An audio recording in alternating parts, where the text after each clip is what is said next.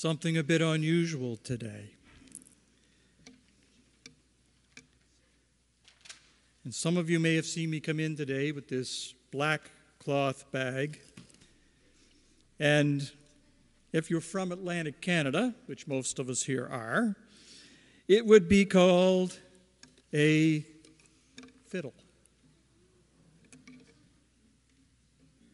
Otherwise known as a violin. And no, I'm not going to play it. Firstly, because I don't know how to play it. I'm a guitarist. And secondly, it's missing its pegs, it's missing strings, it's missing the bridge, it's missing the tailpiece, it's missing the chin piece. In essence, it's not really much of a violin at all. You might just say it's the essence of a violin. And some have said, why would you keep it? It's useless. Now, this essence of a violin does have something of value still. If you look at the fingerboard, it's worn, where many musicians have played the strings over many years. And if you look closely, you can even see the ghostly imprints of those strings that were pressed onto the fingerboard for years to create the music, the sound, and the joy that came from the sound box of this old, neglected violin. I'm sure that in its day, it probably was in attendance at many good old kitchen parties, along with its friend, the guitar and the piano. But to me, when I picked this up in a secondhand store about 35 years ago, people would have thought, are you crazy? Why would you buy that?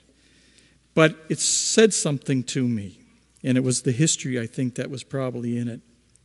And it reminded me of a story that came out of the U.S. from the Philadelphia school system. You see, due to declining enrollment and budget cuts, the funding had been drastically reduced for its arts programs. And one of the programs that suffered the most was school music and band classes, whereby students could borrow brass, woodwind, or stringed instruments for the year and learn to play, to become a band, and more importantly, to grow as a community. Now, over the years, due to these cutbacks, it had come to the point where students had to share instruments because there just weren't enough to go around. You see, due to years of wear and tear, many instruments had never been serviced and had fallen into various states of disrepair, even getting to the point of looking like this. I have here today this violin, this fiddle. And like this fiddle, many believed that someday that the finances would become available for repairs. Dedicated teachers had sent the broken instruments to be stored in a vacant school building until there was in excess of 1,000, yes, 1,000 instruments in storage, just collecting dust. Cellos missing strings, trombones held together by duct tape, and clarinets missing their mouthpieces. And on it went. And sadly, even more of what was lost was all that potentia, the potential of all those students who never had the opportunity to become musicians. But where there is hope, love abounds, and a few people came forward with a vision, but they would have to do things differently. A composer was set to put a musical score together, and they chose the best of the worst of the instruments that they could find and match them up with students some amateurs, some professional musicians, to play them just as they were in their broken state. The youngest musician was a 9-year-old cellist, the eldest an 82-year-old oboist. But their love of music and their hope to rejuvenate a community brought them all together. An orchestra of 400 musicians and their instruments. When you think of that, that's more than we have gathered here in this assembly this morning. And what they created was a very unconventional symphony, probably the most unconventional in history. For over 40 minutes, these musicians plucked strings, they tapped on wooden instruments, they clicked valve keys, and one cellist even made the noise of turning a stringless key that squeaked. What some would consider the noise of one broken instrument, when played together, roared to life in a 40-minute masterpiece, ending with the humble squeak of a broken clarinet, perhaps a reminder of how far they had come. And through their efforts, and by changing the way they looked at things, they were able to raise funds and eventually created an online adoption site to repair many of the remaining instruments. Now, interesting, you might think, what does this have to do with today?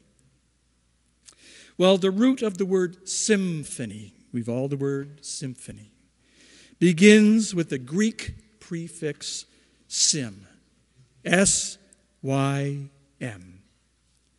And it means together or harmonious. And it just so happens that our second reading today is about the Greek city of Corinth. And we hear that the church there perhaps is everything but harmonious. Paul has received troubling news that there is discord and division. And while he has been away, the people have reverted back to their old ways of worldly thinking. They are prideful of their gifts and dismissive of others, creating an atmosphere of hurt, of envy, and exclusion. But Paul responds in his letter to the people, as always, with great love. He reminds them of their baptism, that it is through baptism that we all become members of the one body united in Christ. He conveys that we are not only immersed in the Spirit, but that it comes into our innermost selves and dwells within us.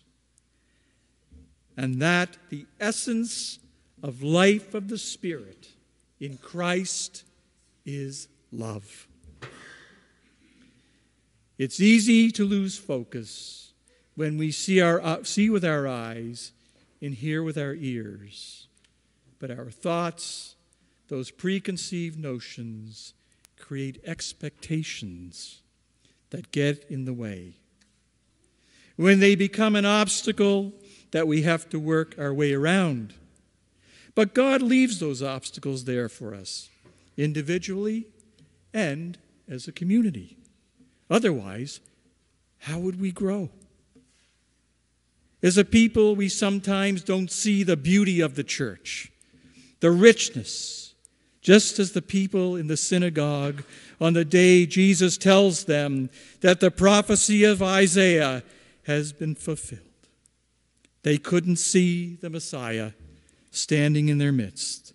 They couldn't see him because their hearts weren't open. You see, like in the story, a whole generation of potential musicians was lost because people gave up hope and stopped trying. Many of our brothers and sisters don't know Jesus, but we can never stop trying to bring them home. One Sunday, years ago, I asked someone dear to me please come to Mass today. They said, I don't know. And what does it matter to you? I said, because I love you, I care about you, your eternal soul, and I want you to get to the kingdom. If you love someone, then ask. If you don't ask, you will never know, and they may be lost. My brothers and sisters, we are not perfect. We are all a work in progress, and we are, many times, like those broken instruments. But through Christ and his love, we can bring our brothers and sisters back home. We can rebuild and renew. We just need to look at things in a different way. But most importantly, at the very source of all we do, in all we say, there has to be love. As Pope Francis says, the truth of Christ is not for soloists, but is symphonic. It requires docile collaboration, harmonious sharing, seeking it, studying it, contemplating it, and transposing it in practice together, in charity. And charity draws us strongly toward full union between us all. Truth becomes thus a living source of ever closer ties of love. Amen.